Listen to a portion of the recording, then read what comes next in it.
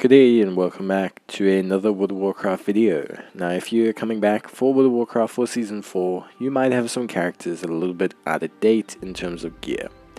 Your character probably looks like this, where they have like various mixed pieces of gear from various times where you jump back into the game and you didn't really get back into it, or you switch to another alt and they're just in a situation where they are not looking too hot. So what we're going to do is we're going to talk about how you can gear yourself up nice and quick in around roughly 3 hours, and how you can get the primary pieces that you need. Now let's talk firstly, before you begin anything, go and start your weekly quest. It will change each week depending on which area the game wants you to focus in and give you certain tasks for that area. The missions we're going to state afterwards are sometimes affected by this, and I will mention when they are affected by which area you're supposed to be in, but otherwise most of these are completely able to be done right now. So grab your weekly quest. It's super important. It gives you your highest piece of gear that you're going to be able to get outside of doing Mythic Plus or higher level raiding content, and it gives you a champion piece of gear which can range from 493 to 517. Not only that, but it gives you a whole bunch of other resources that you're going to need. Now, completing this quest will also give you a splintered awakening fragment, which you could potentially use to craft yourself a further piece of gear. However, this process is a little bit more complicated, requires you to understand crests and crafting a little bit, and you'll still need to farm higher level crests from higher level content to really benefit from it. So although it's useful, we're just not going to focus on it right now. So the next one we're talking about is going to be the Grand Hunts. So Grand Hunts are popping up all over. They can be in any area. Grand Hunts are super easy. They require you to do 6 tasks. They're not affected by which weekly zone you are meant to be in, and they'll drop a veteran piece of gear. Now the gear can be a level 1 to 4 veteran piece of gear, so it could spawn at 480 or it can spawn at 484, but it is a pretty strong piece of gear. It can obviously spawn in any of the major gear slots, but it's going to be a pretty good starting point. The hunt is also a great way to start because you don't have to be good or even remotely helpful. The siege on Dragonbane is also the same. It's not affected by the weekly mission, so you can do it at any point in time and get the increased gear. You don't have to only do it during the weekly mission or when the weekly mission's up, and it also drops a veteran piece of gear. So again, very good. It's also going to drop obviously crests and flight stones, which you're going to need later on. And once again, it's going to be super duper helpful. There's also a weapon that is guaranteed to drop from the one rare mob from there that will also be veteran level. Next, we're talking about the Tuskaar celebration. Now obviously this can be found inside of the Tuskaar home city, I guess. And this too is also one that you don't need to have really good gear for. So all 3 of these are great ways to start. Now sometimes some of the bosses and enemies you defeat will drop some requisite gear, so like a 359, they might drop a bit of a mixed bag worth of gear that'll be from older expansions. Don't panic about this too much. Next, we are taking a look at the weekly world boss. Now this is not a guaranteed drop, and also the weekly world boss is affected by what the quest is for the week. So for example, if the quest is for the Dragon Isles, so the main areas, the starting areas that you had in the Dragon Isles, then it's going to be Liskanov, Bazul, etc. that are affected. If it is for the underground, then it's going to be the Drakari Elders, and etc. So whichever world boss is associated with the weekly world quest will have the increased rewards. So if I now go do the Zakari Elders, I'm not going to have a chance at awakened gear, I'm just going to have a chance at their standard gear. So keep that in mind. You need to only do the world boss in the area that the world quest is active in. Fyraak Assaults are also a great way of getting a veteran piece of gear. However, you do not need to kill the boss. The boss that spawns, the little sub-boss, the Disciple of Fyraak, it will only drop like a adventurer piece of gear at most. It will drop some flight stones and some rep and everything, but your main appeal here is actually the shipment. So it's the shipment chest. You'll need to get 3 ever-burning keys. Those drop from the Forge Smith, which is an elite that will spawn occasionally when players use suffused crucibles in the area. The Seedbloom event is also able to drop veteran gear. Now the Seedbloom event spawns on every hour, much like all of these events, so the Grand Hunt will occur consistently throughout an area. Dragonbane Siege and Tuskaar Celebration and Seedbloom all happen on the hour. The Researchers on the Fire event is exactly the same as well, except this spawns every half hour on the hour and is a pretty nice event as well. This one also has a chance at veteran gear and will also drop you some decent flight stones as well as some other great rewards.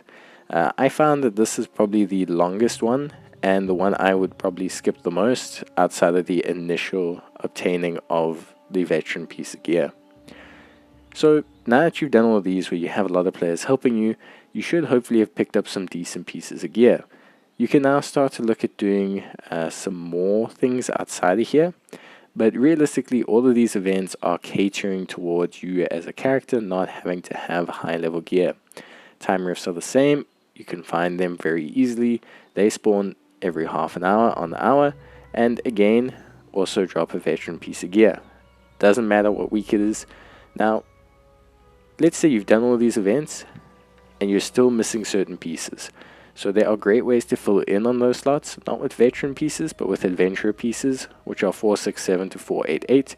I suggest filling in those slots last, after having done all of these other events and handing in your weekly world quest, so that you know which slots to improve on. Both the Dreamscapes and the Time Rift have purchasable vendors that drop loot.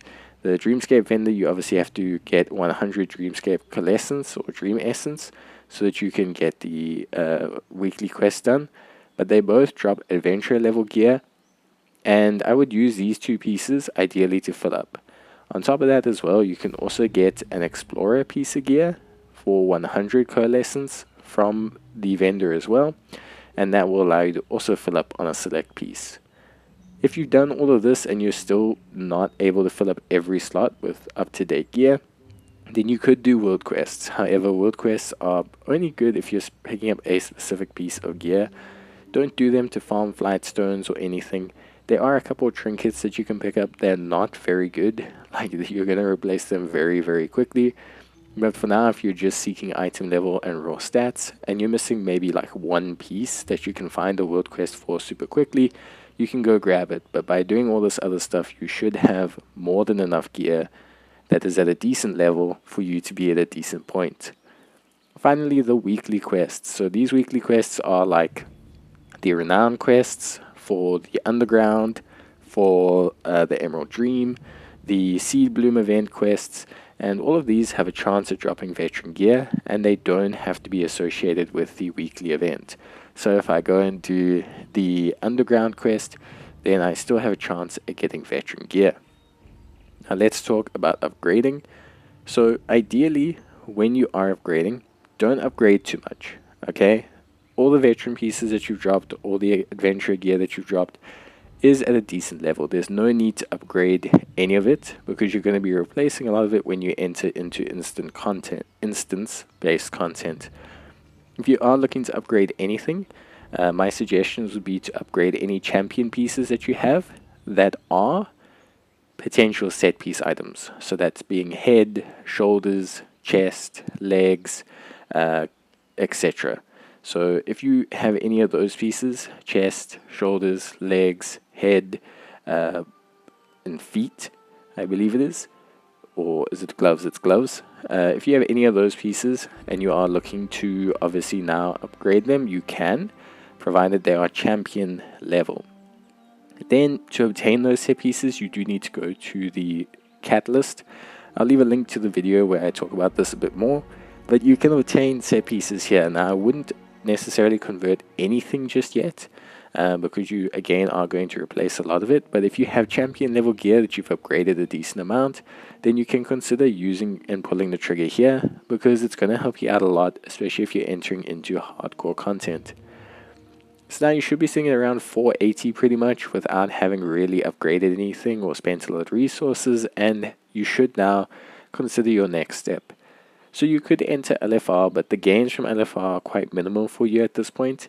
LFR on an awakened difficulty which is the weekly raid you want to tackle because it has increased gear, only really drops 480 on an LFR level. So you might want to look at potentially entering into a normal group if you are familiar with the raid, or finding a guild that will take you along because you will meet the requirements to get through it. Of course, if you do want to do LFR just to top up on some gear, it's not a bad call, and you can also pick up some bronze bullion antique coins, which you can use to exchange for some really good items that will help you to also push the boundaries. The same in terms of dungeons, you surpass the heroic level, with that being a threshold of 476, so you're more beneficial entering into lower level mythics than you are entering into heroics. That's just how it is. Like I said, your next bet is to potentially enter LFR if you really still want to take things slow, and grab yourself a bronze antique bullion coin. You can get these coins every single week, one from each raid boss, and by getting 2 of them, you can exchange them for a really good piece of gear that you can upgrade. Now this gear is locked, well not locked, but it only includes trinkets, rings, neck, and a weapon. So it's not any set items, I believe, but I can be mistaken. I'm pretty certain it's not set items, although I was briefly scanning through the vendors, but I don't believe it's set items. And so you're kind of able to really tap up there. But yeah, that's it. So good luck, and I hope this has helped, and I'll see you guys in the next one. Bye.